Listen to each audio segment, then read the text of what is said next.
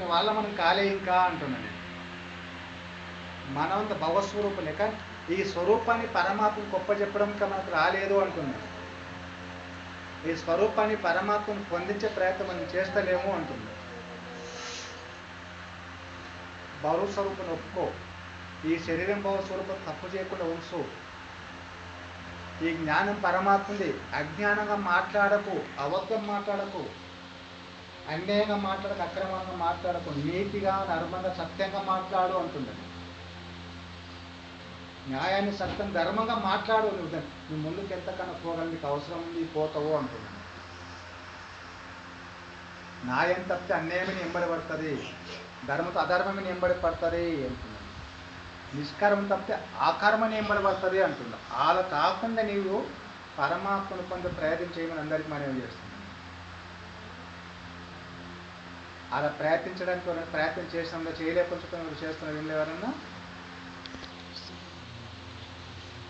మీరందరూ చేస్తుంటారా, చేయాలనుకుంటున్నారా? ఇంతవరకు చేసిండ్రా? చేస్తున్నారా అట్లా? అవునా?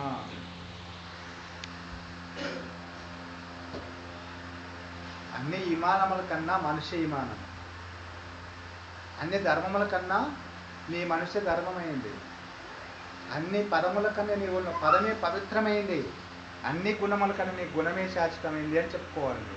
నా గుణం శాశ్వతం ఉండాలి, నా పదం ఎదిగి ఎంగిలి కావద్దు, నా హృదయం ఎవరికి చిక్కకుండా పరమాత్మ తలుచుకోవాలని ప్రయత్నించాలి.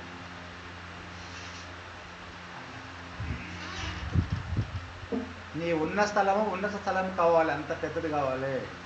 నీ హృదయం ప్రపంచం ప్రకృతిలోకి అంత పెద్దది కావాలి. నీ హృదయము, నీ వాక్యాలు ప్రపంచమంతా ఉచ్చరిస్తే అంత శక్తి కావాలి. నీ కళ్ళు సూర్యచంద్రాదులు వంటిగా అంత సూర్యబింబం లాంటి అలాంటి అంత పెద్దగా ఆకాశంకి ఎదిగా నీ చూపు కావాలి అని మిమ్మల్ని అని అంటున్నారు. ఆ యాశ ఉంది ఎవరికన్నా?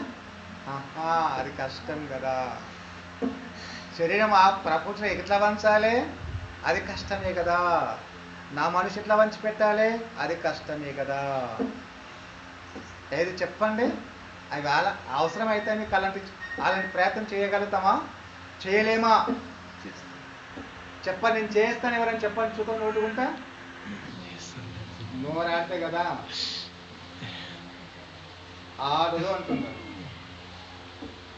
అది ప్రయత్నిస్తున్న ప్రయోజకుడు అవుతావు అంటున్నాను. నీవు చేస్తే, నిశ్చలంగా చేస్తే నువ్వు సాక్షాత్తులు పొందుతావు అని భావన. అందుకని గుళ్ళు, గోపురాలు, దేవుని మనసు ఈ మానవునికి మందిరము, పరమాత్మ జ్ఞానము ప్రజలకందరికీ ఆహారము. దేవుని మనసు మనకందరికి, దేవుని భువనం మనకందరికి ఈశ్వరము. ఈయన భువనోదర భూపద్మోదర అంటాం.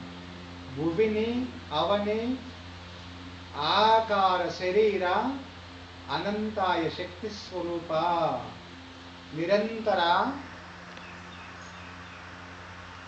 అంటాం. నిరంతరం అంటే ఎంతుందో.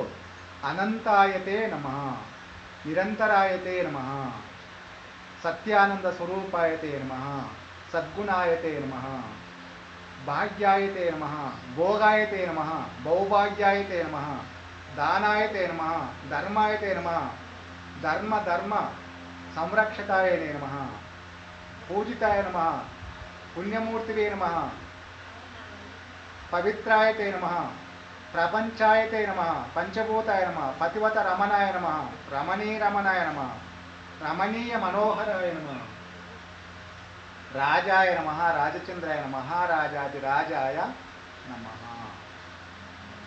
అలా పిలుస్తుంటే ఇంకా పిలవాలనిపిస్తుంది, కలిస్తే ఇంకా తలవాలనుకుంటుంది, కోరుతుంటే చేస్తే ఇంకా చేయాలని పడుతుంది. నీకు ఆ మనసు ఉన్నప్పుడే పరమాత్మ పొందుతామని భావన. ఆ ప్రయత్నం అందరం చేతము. మనకందరి భవజ్ఞానం కావాలి, మీ అందరికీ కావాలి. మీరందరూ పరజ్ఞానం చేసేవాళ్ళు కావాలి. మీరందరూ దైవికంగా ధన్యులు కావాలి, పరజ్ఞానంగా పరిశుద్ధులు కావాలి, గురుజ్ఞానంగా గుణవంతులు కావాలని మనోవాంఛ. ఏది మీరందరూ కావాలంటే మనసు ఉందంటారా? మన వాళ్ళు నీళ్ళు అంటే అయినా కలుపుకుంటారు, గుళ్ళిటప్పుడు గుళ్ళే కలుపుతారు మన వాళ్ళు.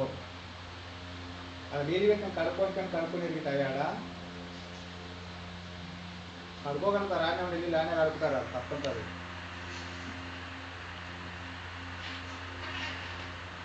ప్రార్థన చేద్దామా? ప్రార్థన చేద్దామా స్వామివారు? ప్రార్థన చేద్దాం అమ్మవారు? ప్రార్థన చేసిన తర్వాత మళ్ళీ ఏం చేద్దాం చెప్పండి?